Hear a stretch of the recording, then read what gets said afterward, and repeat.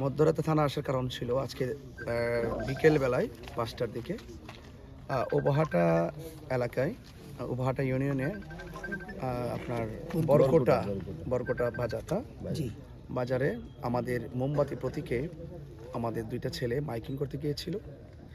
এখানে কয়েকটি ছেলে এসে মাইকিং করতে বাধা দেয়, প্রচারণায় বাধা প্রদান করে।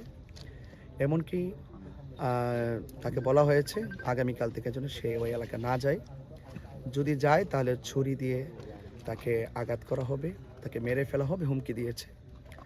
এবং এই পরিপ্রেক্ষিতে আমি প্রয়োজন মনে করেছি, যেহেতু নির্বাচনকে ঘিরে জনগণের মধ্যে উচ্চ আকাঙ্ক্ষা আছে, সেই আকাঙ্ক্ষার প্রতিফলন বিঘ্ন ঘটিয়ে যারা কোনো সমর্থনকারীর মাইকিং প্রচারে বাধা প্রদান করা এবং হুমকি দেওয়া, আমি মনে করেছি সেটা নির্বাচনের রোডম্যাপকে ব্যাহত করবে এবং মানুষের যে স্বাভাবিক চলাফেরার যে গতি, মানুষের স্বাভাবিক জীবনযাত্রার মানকে বিঘ্ন ঘটাবে।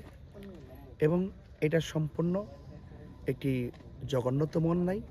সেই দৃষ্টিকোণ থেকে আমি মনে করেছি যে যারা আমার মোমবাতির সমর্থনকারীকে মাইকিং প্রচারে বাধা দিয়েছেন এবং মেরে ফেলার হুমকি দিয়েছেন, আমি সেই বিস্তারিত বিষয়াদিগুলো আমি চুনারুঘাট থানায় এসে ওসি মহোদয়ের সঙ্গে সাক্ষাৎ করেছি এবং বিস্তারিত ঘটনা আমি খুলে বলেছি। পাশাপাশি ওসি মহোদয় আমাদেরকে আশ্বস্ত করেছেন অবশ্যই যারা এই সমস্ত পেশিদারিত্ব, দখলদারিত্ব, জোর করে ক্ষমতা দেখিয়ে সাধারণ মানুষকে তার স্বাধীনতার সামনে বাধা হয়ে দাঁড়িয়ে তার যে নির্বাচনী প্রচারণায় ব্যাঘাত ঘটিয়ে তাকে মেরে ফেলার যে হুমকি দেওয়া হয়েছে, অবশ্যই তাকে আইনের আওতায় আনা হবে। তিনি ইতিমধ্যে আমাদেরকে আশ্বস্ত করেছেন।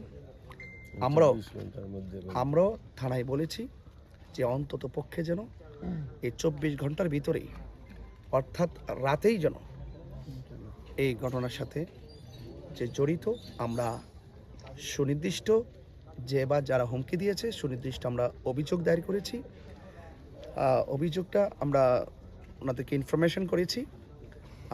অবশ্যই সেই ইনফর্মের পরিপ্রেক্ষিতে যে ব্যক্তি এর সাথে জড়িত ছিল তাকে আইনের আওতায় আনা হবে।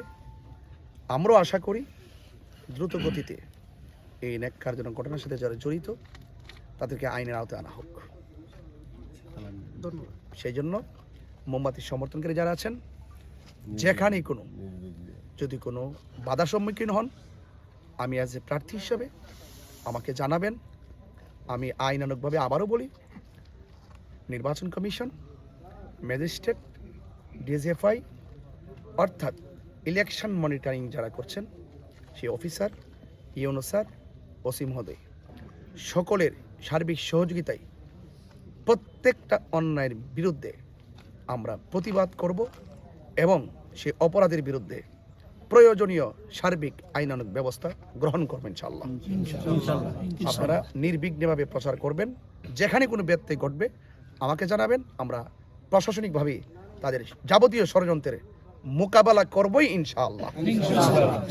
মারহাবা। আসসালামু আলাইকুম ওয়া রাহমাতুল্লাহ।